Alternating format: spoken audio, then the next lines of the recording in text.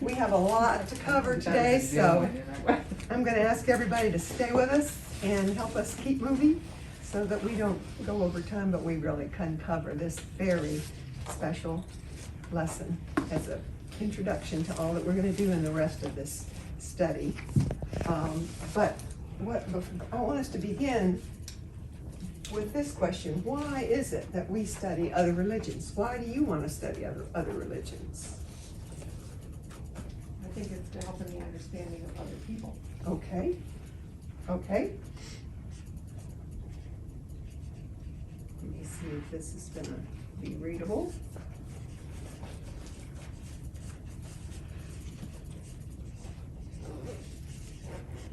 Can you all read that? Is that bright enough to read it? Not for me. Not for you, okay, we'll put More like that. most ones. I have to be where you are to read it. Yeah, that's not good. I might be more of a contrast. It says to understand other people. I'll get it in black, that'll help some. I think we ought to meet up there someday. Mhm. So nice, nobody uses it. When I write fast, it's harder to read anyway, but we'll see what we can do. I'm left-handed, so it's naturally hard to read whatever I do. Okay. All right, and why else is it important to study other religions? Yes, Bill? I think it is for me to understand, but it's also for me to try to help those around me understand. Okay, Hate is so easy. yeah, Understanding is more difficult. right, right. To help others understand.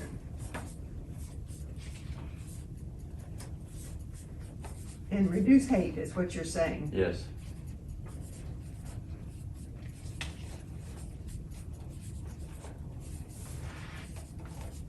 And reduce hate.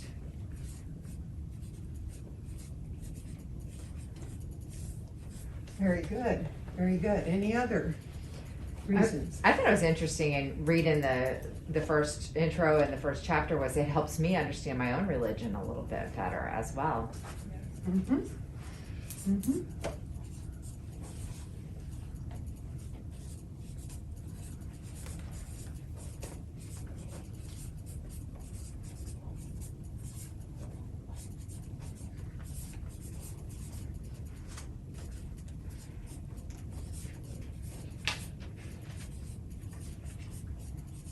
Okay, those are good, all good. Any others? Yes, Patty?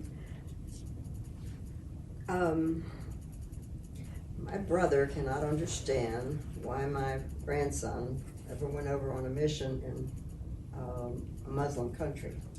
Okay, And I hope that this will give me some answers that I can say to him. I mean, I know why he went, and it was wonderful. They had to learn the language, of the country and everything. yeah, yeah, And it isn't that he wants to become a Muslim, right. or that, they're not allowed to convert, to try and create the other people into Christianity. That's not allowed. But as far as cooperating and doing what the mission is, it's been a wonderful experience. Great. Okay, So I hope it'll help me okay, to be able to have some answers that, help you have answers yeah, about missionaries to Muslims. right, especially to my brother. Help us understand why we send missionaries Abroad.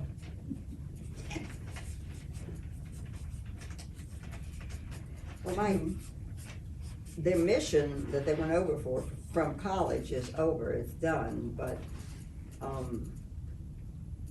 his new wife likes her job so well, she's a business manager for the school in Kuala Lumpur, which is the capital, and, she didn't want to give up her job, she loves it.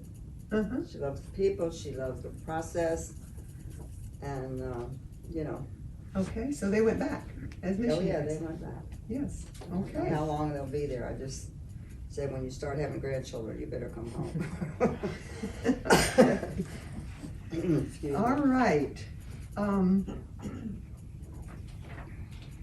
Just for a show of hands real quick, how many of you know someone of another faith? Yeah. This is another reason I think it's important. But people of other faiths are all around us, and we need to understand better who they are so that we can love them better. Okay, we're going to watch our video now, and one of the things that Adam Hamilton wants us to focus on in this lesson as an introduction is see if we can identify our theology of religion and maybe understand other people's theology of religion and maybe change our theology of religion in this process. But the theology of religion seeks to answer these 4 questions. Why are there so many different religions? What is the relationship between these religions? How does God look at people of other religions? And what is the eternal fate of those who practice a religion other than the one I follow? So those are the 4 questions that we're going to be looking at today in depth. But as we watch the video, see what Adam has to say. Take note of what he has to say about those questions. Adam Hamilton is a very articulate, interesting speaker. He's written some very good books. And as a guide to this subject, I think he's been able to bring out some very interesting aspects to think about as to why there are so many religions. In his first chapter, he mentions a little Buddhist parable describing blind men who have never encountered an elephant. And they're taken to one part of the elephant. One blind man feels his trunk, one its leg, one its ear, one its tail, one its tusk, and one the whole side of the elephant. They all have a different perspective of what this creature is. That's what we are. That's a world of very, very diverse religions. They're all asking or looking for the same questions, and they're coming up with dissimilar answers. And what we will find, I think, in this course, that even though there are dissimilar religions, there's many, many things that we have in common. First of all, and most importantly of all, is why we were looking. And we have also another story in Adam's first chapter of him going home to his hometown after being in seminary and bringing his grandfather out. And they were talking, and he was telling his grandfather about the interest and curiosity he had of people of different beliefs. And in talking to his grandfather, asked him, why he thinks this is happening. The grandfather, they're all looking for the same thing. And so that's another theology. Another one Adam mentioned in this DVD was the parishioner who said, why are you bothering trying to tell us about these other people? If you don't believe in Jesus, you're going to go to hell. That's another theology of religion. There's a universal, Christian universal theology that says that Jesus' saving grace is to be given to all by whomever God chooses for whatever and whomever criteria God chooses. And that's kind of where we are. We have questions to ask, theologies to consider, But most importantly of all, we're all curious to know. And I think our whole aspect is enhanced and deepened by understanding and learning about other people. We have the questions that come down to asking as to the basis for some of these theologies. One of the, why are there so many different religions? Well, just kind of gave you an example. What do you think?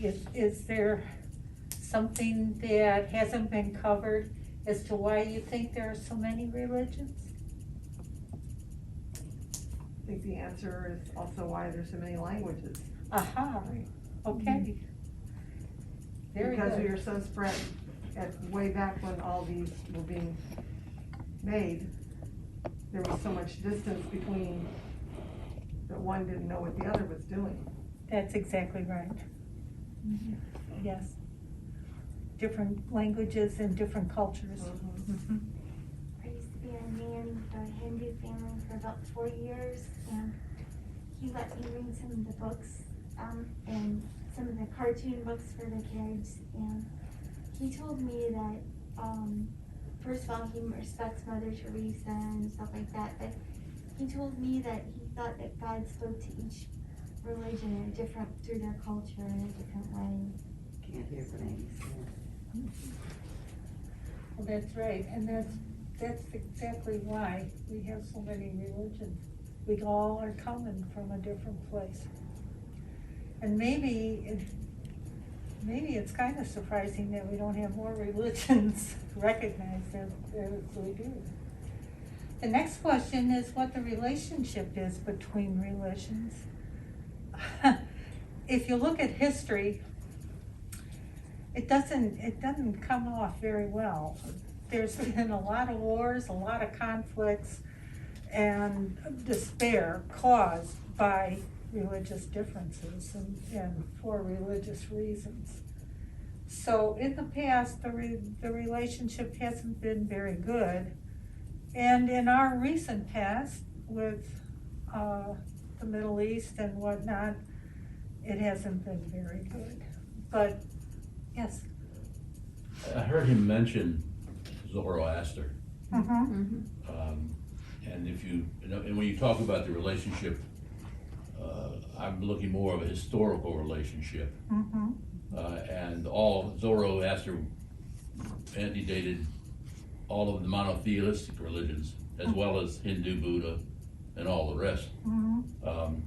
But from there you can flow into Judaism and Abraham, and from that Christianity, and then you have the Quran, the prophets' sayings, where he sort of tries to iron out the wrinkles in the Old and New Testament, to the things that he thinks, and he read an awful lot of the Jewish manuscripts that were written about their religion, and the Jews are in a constant debate about their religion. And he read this stuff, and then he came up with this sort of ironed out version of that. So I look at all that, and I'm looking at the historical relationship, and it gets perverted. I mean, we went in, Christians under the Pope, Leo, or whoever it was, went in and looted, raped, murdered, burned their way through the Middle East in the Crusades. Hitler, from a Christian nation, murders, well, at least 5 million and some Jews, and then another 5 or 6 million other people, and supposedly Christian. So when we see the World Trade Center and other things that happen, it's difficult to recognize that this is all of a historical event that's been occasioning for 5,000 years or so, 10,000 years maybe. But there is a historical relationship, and they have a very common root. So much of what Zoroaster said worked its way into the monotheistic religions. Almost like an evolution. And then you had the Eastern Orthodox broke away from Rome, and then the Lutherans and Zwingli and his bunch all broke away from Rome, and then we had, I have no idea how many denominations there are now within Christianity, but everybody had something that they wanted to iron a wrinkle out. They thought they could do it better than somebody else. That's true. And if you consider the different denominations that we have just in Christianity, which is a relatively new religion, the denominations or different sects or different beliefs are coming out also from Islam or Judaism or Hinduism. And sometimes the ebb and flow, the strength and weaknesses of these groups find in a leadership or a predominance of thought, and it exercises through their actions, and oftentimes that's why some wars have occurred. And some of our most recent history with the Islam religion has occurred. And we're going to find out in our study of Islam in a few chapters from here that the predominance of Islams are not necessarily as we saw in the Trade Center, but it was a break-off of this religion, same religion, but a sect or a denomination that had their own interpretation and found the strength to do whatever they did. And this happens, the ebb and flow of the strength of religions has been happening all through history. And I find that, or I hope, I guess, that in this age, with the acknowledgement of how other people live, how they understand, how they've come to their thought process, and being able to talk to them will make a change in our future events, because we won't have as many wars, at least not based on a religious reason. Hopefully. And hopefully that's what Hopefully. happens. That's right. And I think we will find as we go through this study that there are historical relationships. We know the connection between Christianity and Judaism, but there are other similar connections in the other religions. So as we study, you can keep this question in your mind, and I hope we'll learn more about that. So let's look at the third question. How does God look at people of other religions? He gave us one story with a clue in it, the wise men's story. What do we see in that about how God looks at other religions, people in other religions? I mean, and my takeaway is that he still feels like he is the father of all. That's Exactly. That's what I came away with too. Right. And he wants all of them to know his truth, Right. what he's doing, who he is, what he's like. And Jesus was the fullest representation of that, so he took these very studious, smart, observant, religious people, priests, and said, come over here and look and see. And they did, 1,200 miles worth on camelback. That's a long trip. So, In our handouts, there are some biblical references, and one of them is the story of God talking to Abraham and telling him that he wants him to come to a land that he will show him, and he will make you a great nation, and that all of his descendants will be the light for all the nations of the world. And I think there are many examples in the scriptures where God has his arms open.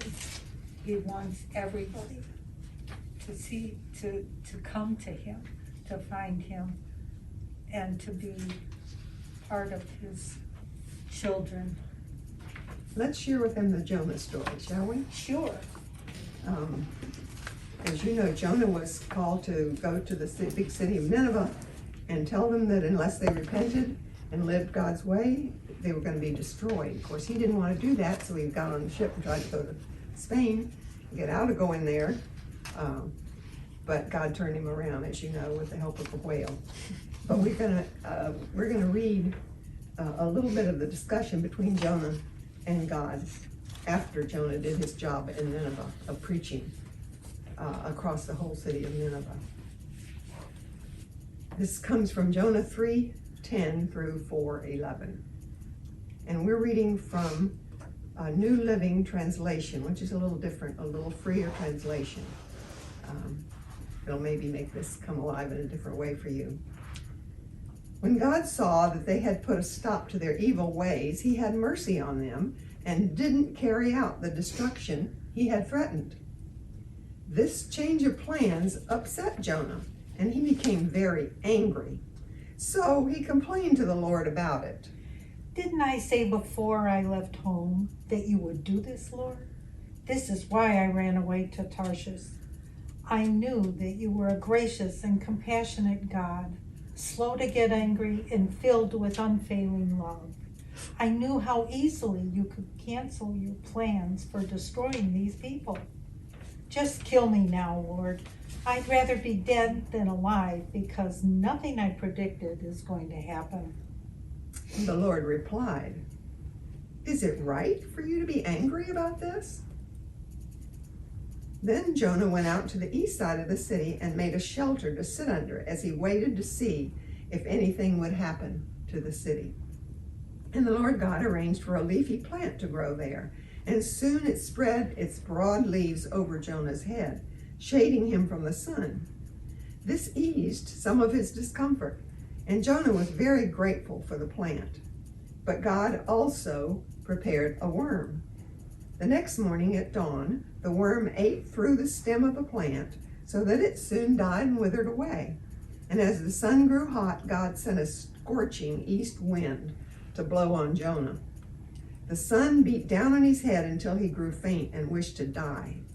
Death is certainly better than this, he exclaimed. Then God said to Jonah, "Is it right for you to be angry because the plant died?" Yes, Jonah retorted, even angry enough to die. Then the Lord said, "You feel sorry about the plant, though you did nothing to put it there. And a plant is only at best short-lived. But Nineveh has more than 120,000 people living in spiritual darkness, not to mention all the animals. Shouldn't I feel sorry for such a great city?" Yes.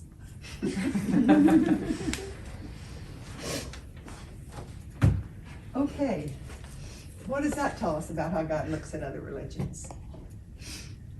People of other religions is a better way to say that.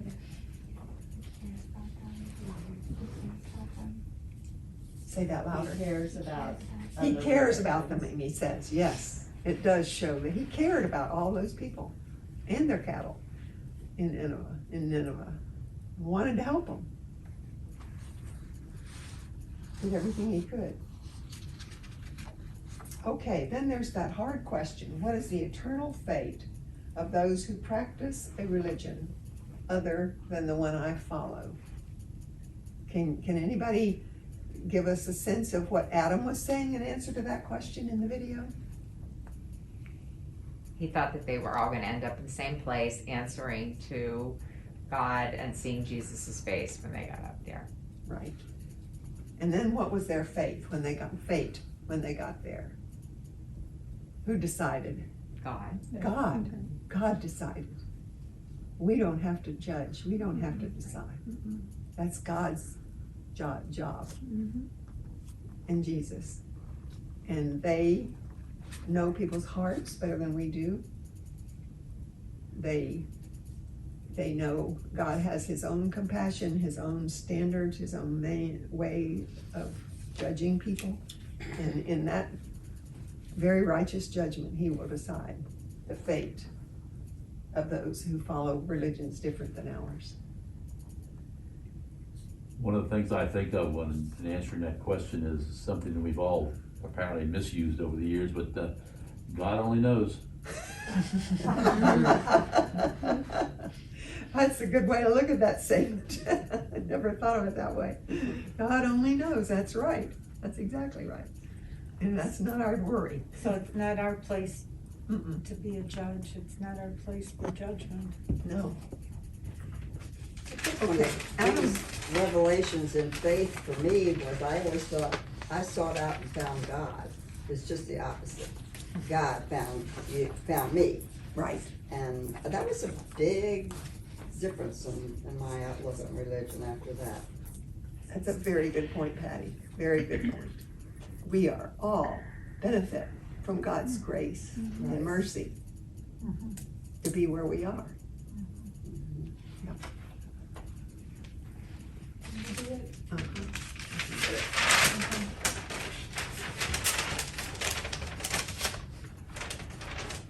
Let me turn this so everybody can see that one. These are the three broad perspectives on other faiths that are common today. Can anybody state what the universalism view is? We all are pointing in the same direction in the end. Right. We're all headed the same way. Right. All seeking the same thing, all going in the same direction. Right. And can anybody state what exclusivism or what the exclusivists say about people of other faiths?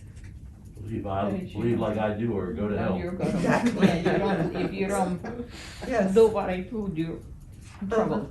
Yeah, yeah. Is that the reason why many people are critical of Christians? Mhm. Do we come off as judgmental like that? Sure, we do. I'm sure we do. We've got the answers and you don't, so you better straighten up. And even if we don't live our life in a way that models that, too. Right. You mean we're hypocrites? Something like that, yes. Thank you for mercy, God. There are nuances of that, which I started here. That's what I heard and was taught.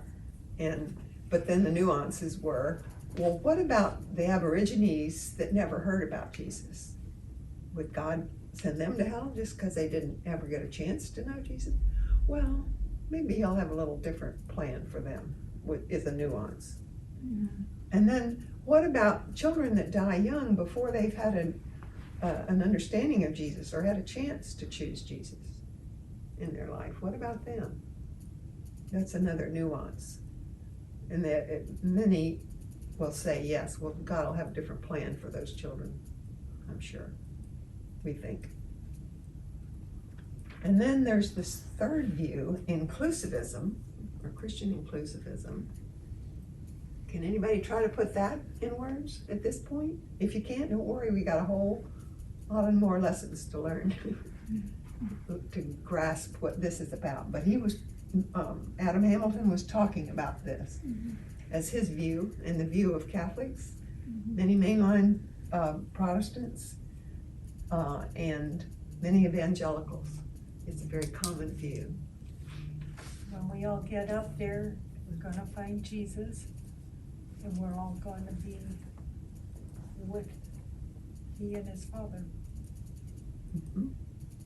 Those that God chooses to save will all be there, and we might be from many different religions, different faiths, and we might not all have all the Christians there. He decides the criteria.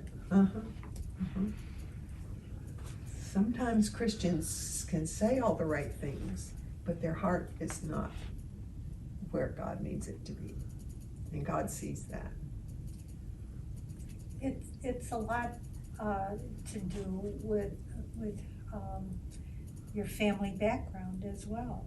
You know, your family might all be Methodist, but there could be a lot of biased opinion in some part of the family than other part of the family. So when you have a certain way of living in your childhood, you grow up and usually something happens. Do you change? Has your theology changed? Your theology of religion, has it changed at all from what it used to be? Think about that. Mine has, for sure.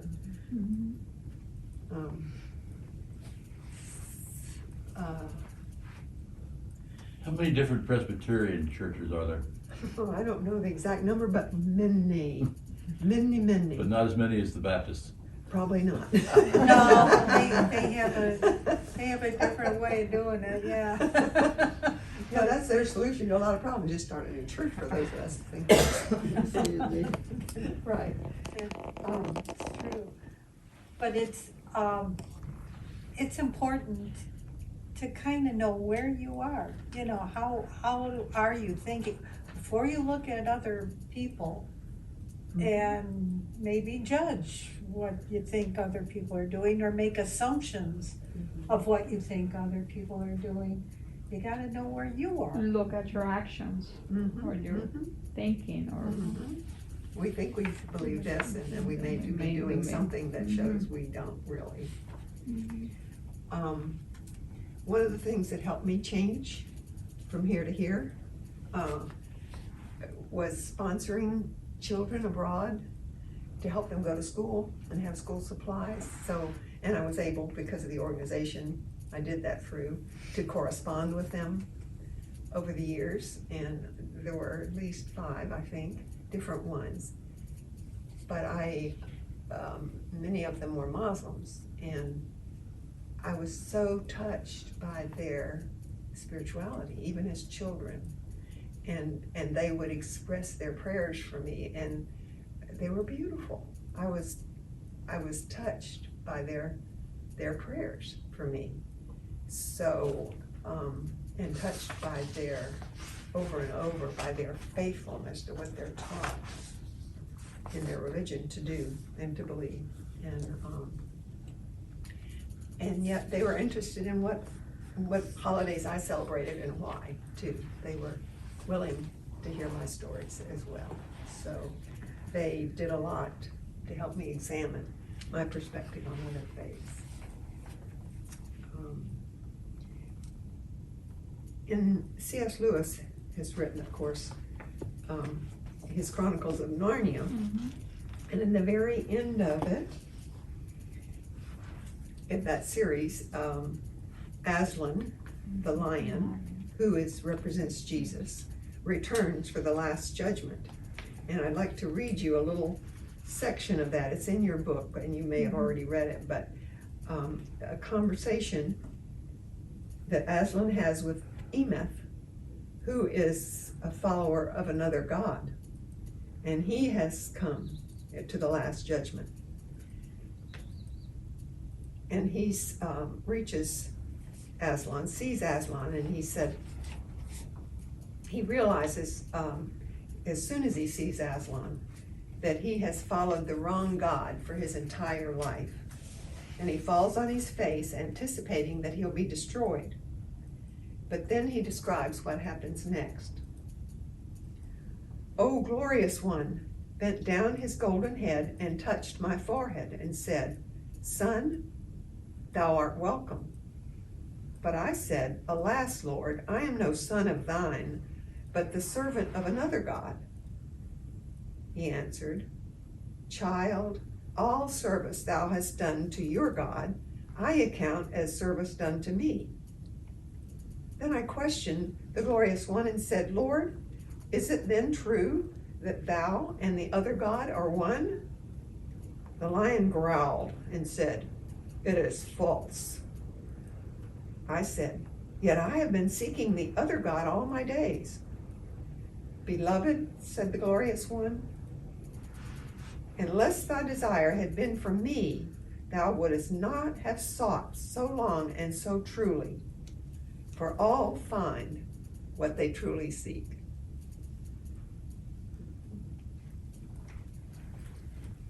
There's a short quote in Adam's book that faith is a choice. And I think it's ever so evident in discussing world religions. There's a lot of different faiths out there, but it's all there as strong as it is because people chose to follow it. Before the closing prayer, I just want to say that next week, we're going to take chapter 2, which is Hinduism, and I think this class will mean more to you if you've had a chance to read it and think about it before you come. I think it'll be easier to absorb more after already starting to think about it. So I recommend that you do that if you can, if you have a chance. Let's close in prayer. God, we thank you for your abundant love to us that is anything but hidden. Thank you for coming in the person of Jesus to reveal yourself more fully to us. Help us take time in love to learn about our neighbors, to break bread with them and listen to their stories. Like the Magi who saw your light and responded, let your light shine through us so the world can see. In Jesus' name we pray. Amen. Amen.